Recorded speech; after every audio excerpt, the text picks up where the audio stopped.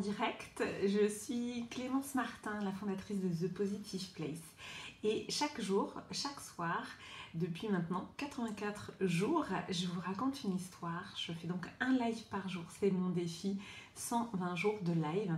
Et chaque jour, je vous partage les enseignements de ma journée, une anecdote, une histoire. L'idée, c'est de vous donner à voir la partie invisible de l'iceberg, ce qui se trame à l'intérieur et qui ne se voit pas. Donc pour moi, c'est vraiment important dans ces lives de vous donner à voir ça. Si vous êtes là en direct, faites-moi un petit coucou pour me dire que vous êtes là, comme ça je peux rentrer en lien avec vous.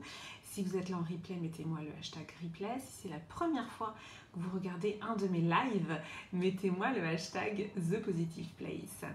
Donc aujourd'hui, comme chaque jour, donc je vais vous partager le fruit de mes réflexions de la journée. Donc je suis en direct sur Instagram et Facebook, donc je vais peut-être faire un petit peu ça au niveau du regard, voilà. Mais je suis bien là avec vous et surtout, voilà, faites-moi signe quand vous êtes là parce que ça me fait toujours très plaisir. Coucou! De rentrer en lien avec vous, c'est aussi le but de ces lives, c'est d'être en lien en temps réel aussi avec vous, de pouvoir échanger, partager avec vous.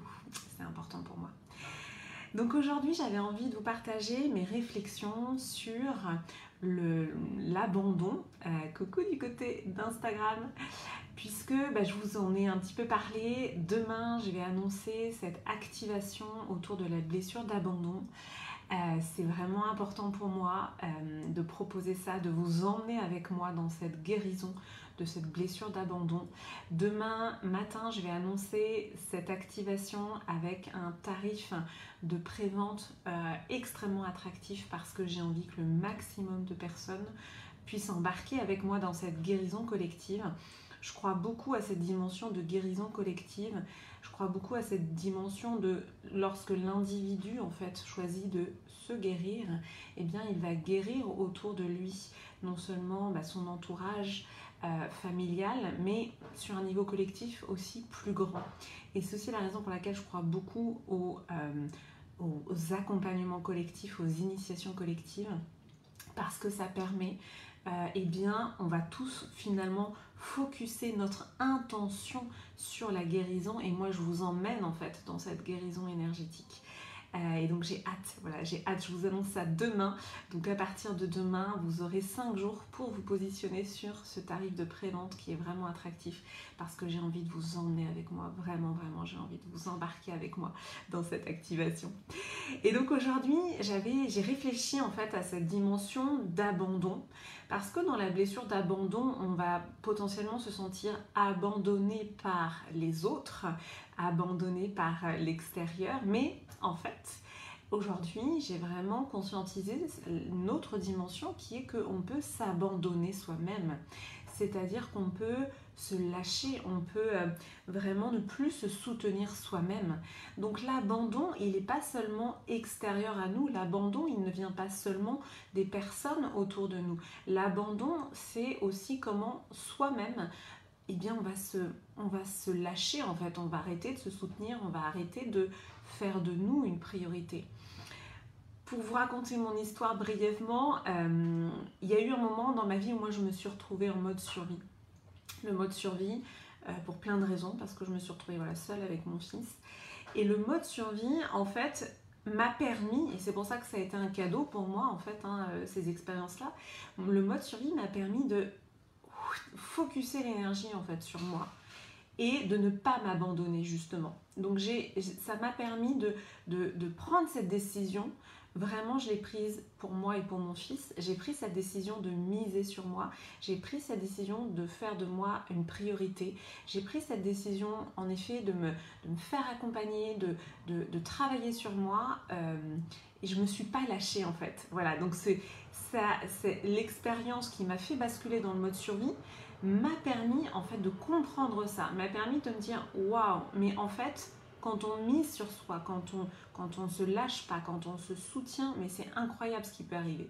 Donc moi, il m'aura fallu vivre une expérience comme ça où finalement j'étais jetée dans le vide pour comprendre et ressentir vraiment que, merci pour les cœurs, que eh bien finalement je devais miser sur moi. Ça a été un électrochoc et j'ai pris cette décision-là de miser sur moi. vraiment très très fortement, de faire de moi une priorité. Et après, je n'ai jamais lâché en fait cet engagement. Je n'ai jamais lâché cet engagement, même si après je suis sortie du mode survie, mais j'ai jamais lâché cet engagement. Et aujourd'hui, ce que je voulais vous dire, c'est que déjà de ne pas m'être abandonnée, eh bien, je le vois, je le constate aujourd'hui, c'est ce qui fait que finalement, je mise sur moi et je crée ma réalité. Et ça, pour moi, c'est vraiment très fort, en fait, de le conscientiser et de m'en rendre compte moi-même et de me dire, mais je n'aurais pas cru que cette décision que j'ai prise il y a quelques années, en 2014, que cette décision de miser sur moi, elle m'emmènerait là où je suis aujourd'hui.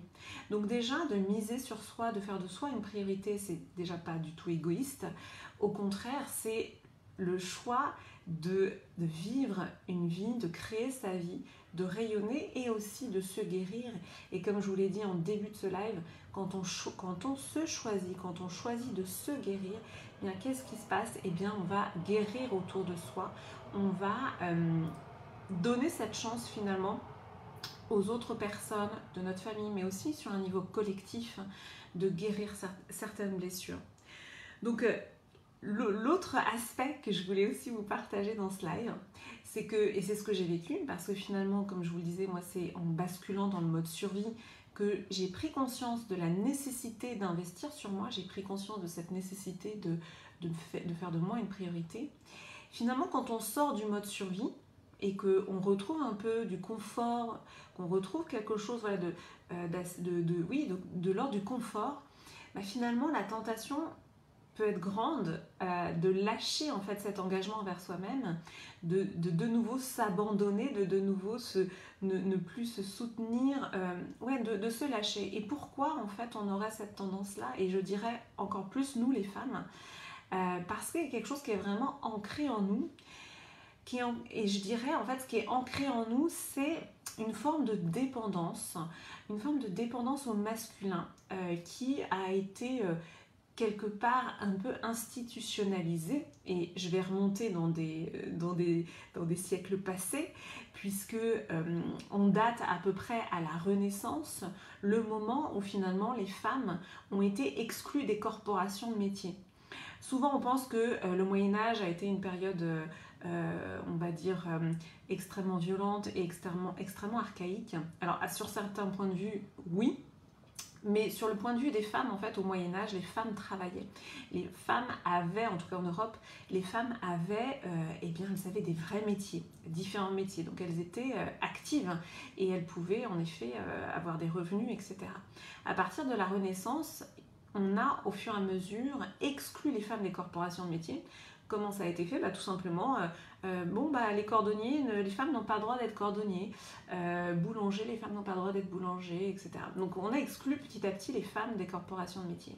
Donc forcément, une femme qui ne peut pas travailler, qui n'a plus le droit de travailler, devient extrêmement dépendante. Évidemment, d'un homme. Donc cette dépendance, quelque part, elle nous a été... dans nos lignées féminines, parce qu'il faut savoir que nous, en tant que femmes, aujourd'hui, ici et maintenant, on n'est pas toutes seules, en fait. Coucou Maud. Oui, sympa la Renaissance, oui, comme tu dis. Donc, en tant que femme, on n'est pas... on est coucou Maud. En tant que femme, ici et maintenant, il faut juste aussi prendre conscience qu'on n'est pas seul aux commandes, puisqu'on a tout un héritage derrière nous, un héritage qui est là en fait en filigrane, qu'on ne perçoit pas, et on revient à cette dimension d'invisible. Coucou Pierre, super. On revient à cette dimension donc d'invisible dont je vous parlais, c'est invisible, on va dire ce filigrane, cette dimension de dépendance qui est incrustée en nous en tant que femme. Donc vraiment ce dont j'ai pris conscience, c'est vraiment ça, c'est que la dimension de dépendance, elle a été inscrite, on a été jeté dans une forme de dépendance, déjà par une dépendance économique. Donc ça c'est vraiment un angle extrêmement important. Et donc, quel est notre... je pensais à ça parce que finalement, quel est notre ennemi invisible en tant que femme? Il est à l'intérieur de nous. cet ennemi invisible, qu'est-ce que c'est? Bah, c'est justement cette dimension de dépendance qui va faire que on a peur d'être livré à nous-mêmes, mais parce que dans des temps reculés, être livré à nous-mêmes, ça voulait dire la mort, puisque comme on ne pouvait pas travailler, puisque les femmes ont été exclues des corporations de métier, puisque la société a organisé la dépendance des femmes. Donc, encore une fois, sur un plan métaphorique, si on est livré à nous-mêmes en tant que femme, entre guillemets, ce qui m'est arrivé, puisque je suis devenue maman solo, il y a toutes ces peurs qui reviennent. Il y a un vertige, il y a une peur d'être livré à soi-même, de ne plus avoir un soutien masculin. Et donc là, forcément, même si aujourd'hui, dans nos sociétés, on peut travailler en tant que femme, donc oui, on travaille, mais le filigrane dont je vous parle, cet archaïsme, sur un plan métaphorique, il y a cette peur d'être livré à nous-mêmes. Et cette peur, elle est bien présente. Donc finalement, notre ennemi intérieur à nous en tant que femme, c'est quoi? Eh bien, c'est de ne pas, on va dire, se laisser embarquer par cette peur archaïque d'être livré à nous-mêmes, cette peur archaïque d'être seule, et de, on va dire, continuer à miser sur nous-mêmes, à ne pas se lâcher, à ne pas s'abandonner, à ne pas lâcher son pouvoir personnel au profit d'une dépendance qui, par certains aspects, peut être confortable. Je ne sais pas si je suis claire dans mes explications, dites-moi ce que vous en pensez dans les commentaires. Mais si vous voulez, c'est vraiment le fruit de ma réflexion d'aujourd'hui, de cette dimension que je perçois, qui est ne pas s'abandonner, toujours miser sur soi, ne pas lâcher ses rêves, ne pas lâcher ses visions en tant que femme, encore plus. Donc tu me dis Valérie, oui, mais on est plus forte que ça finalement. Oui, exactement. Je pense qu'en effet, on a la dépendance qui est un héritage, voilà, des siècles passés.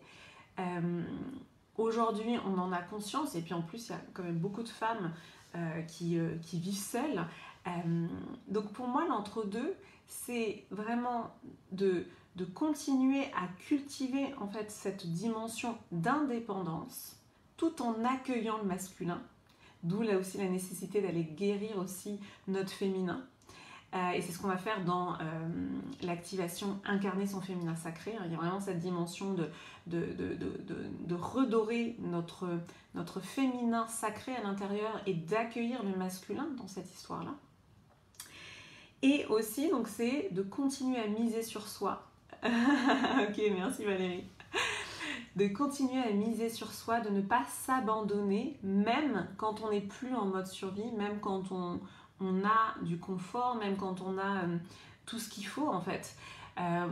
Moi, je le perçois vraiment comme ça, hein. C'est-à-dire que y a cette dimension de notre vision, de ce qu'on doit, comment dire, de ce qu'on doit faire rayonner au monde. Voilà. Et c'est vraiment pour ça en fait que j'ai créé l'initiation de la femme solaire, et je vais vous annoncer des choses bientôt pour la rentrée de septembre. Parce que pour moi, en tant que femme, on peut vite renoncer à diffuser notre message, on peut vite renoncer à être notre essence, à révéler notre essence, à révéler notre rayonnement, à révéler en fait notre beauté.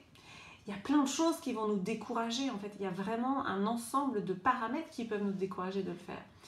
Et c'est vrai que moi j'ai envie d'accompagner des femmes qui ont envie de rayonner. J'ai envie d'accompagner les femmes qui perçoivent finalement qu'il y a quelque chose d'autre, que dans leur épanouissement, finalement, il y a un plein potentiel qui est là, mais qui n'est pas encore déployé, qui n'est pas encore révélé.